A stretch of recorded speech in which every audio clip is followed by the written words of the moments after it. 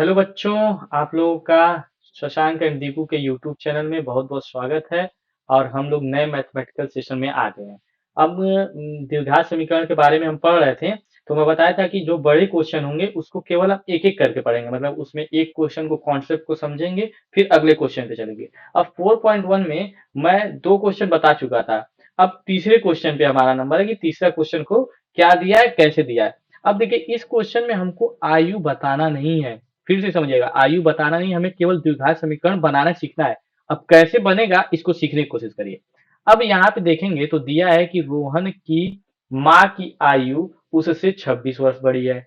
उनकी आयु का गुणनफल उनके आयु का गुणनफल से 3 वर्ष पश्चात 360 हो जाता है। उनके आयु का जो गुणनफल है 3 वर्ष पश्चात कितना हो जाता है, 360 हो जाता है। रोहन की वर्तमान आयु ज्ञात करिए। तो अब इसमें आयु तो ज्ञात करना नहीं है, हमको केवल द्विघात समीकरण बनाना है। तो हम बनाना सीखते हैं, देखिए कितना सिंपली बनेगा।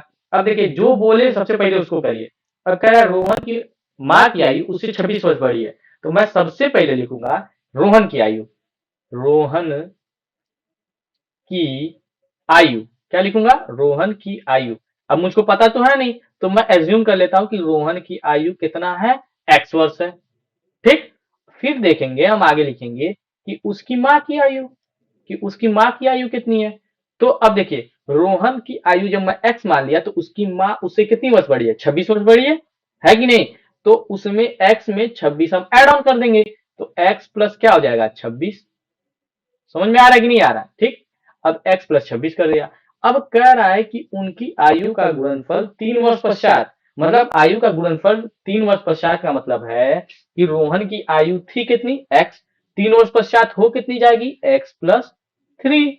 और इसकी माँ की x+26+3, क्योंकि ये पूरी आयु थी और इसमें 3 ऐड करना है। अब कहेंगे कि आप कहेंगे कि सर इसमें 3 क्यों ऐड कर रहे हैं। अब ध्यान से समझिएगा इस कॉन्सेप्ट को। अगर मैं आपसे पूछूं कि आपकी उम्र कितनी है तो कहोगे कि सर मेरी उम्र 15 है। ठीक, मान लीजिए कि 15 है। मैं कहा कि 3 वर्ष पश्चात कितना हो जाएगी, तो आप 15 में क्या करोगे, 3 ऐड कर दोगे, 15 3 18 हो जाएगा। ठीक, यही ना होगा। तो वही कह रहा है कि मैं माना था रोहन की आयु एक्स, तो 3 वर्ष पश्चात x+3। उसकी माँ की आयु कितनी थी, x+26। 3 वर्ष पश्चात x+26+3। ठीक। अब x+3 है तो x+3 हम रहने देंगे, इसको लिख देंगे। और x+26+3 को लिख देंगे x+29। 26 में 3 ऐड कर लेंगे।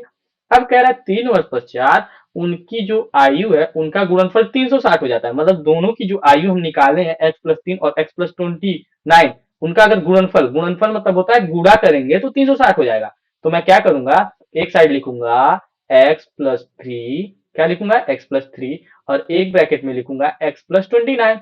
अब ब्रैकेट के अगर बाहर कोई सिंबल नहीं रहता इसका मतलब गुणा है, तो मैं अगर मान लीजिए आप कह रहे हैं तो गुणा लगा देता हूं। ठीक। अब इनका गुणनफल कितना है, 360।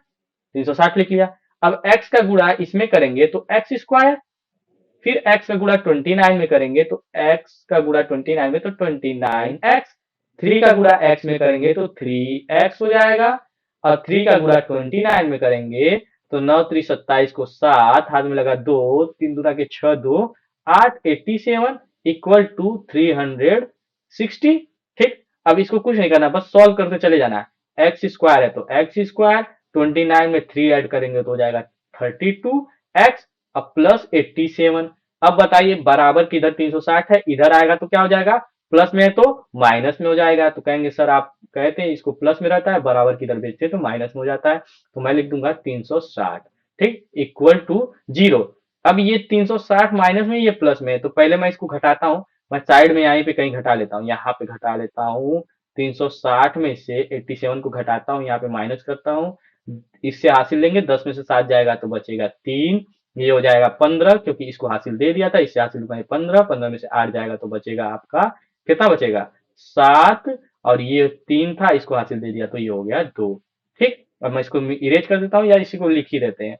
तो एक्स स्क्वायर प्लस 32x, और यहाँ पे माइनस होगा क्योंकि इसके साथ माइनस था और इसके साथ प्लस, तो बड़े के साथ माइनस है तो इसलिए माइनस लगाएंगे। और 273 था तो लिख देंगे 273 इक्वल टू 0। अब ध्यान से समझिएगा। अब ये x जो है ये एक चर है और इसकी मैक्सिमम पावर है कितना, 2। तो इसका मतलब ये द्विघात समीकरण होगा। और हमको केवल द्विघात समीकरण बनाना था, न कि आयु ज्ञात करनी थी। आयु ज्ञात करना सीखेंगे कहाँ, 4.2 में। किस विधि से? गुणनखंड विधि द्वारा। तो बस इसमें कुछ नहीं है। अगर आपको ये वाले क्वेश्चन आते हैं तो एग्जाम में रिपीटली यही क्वेश्चन पूछे जाते हैं, बार बार यही क्वेश्चन, और सेम कॉन्सेप्ट लगेगा। अगर एक बार कॉन्सेप्ट को अच्छे से पकड़ लिए, आप हमेशा एग्जाम में अच्छे मार्क्स ला लेंगे, कोई दिक्कत नहीं होगी। अब कुल सब क्वेश्चन लगभग इसी तरीके से पूछेगा और कुछ नया नया।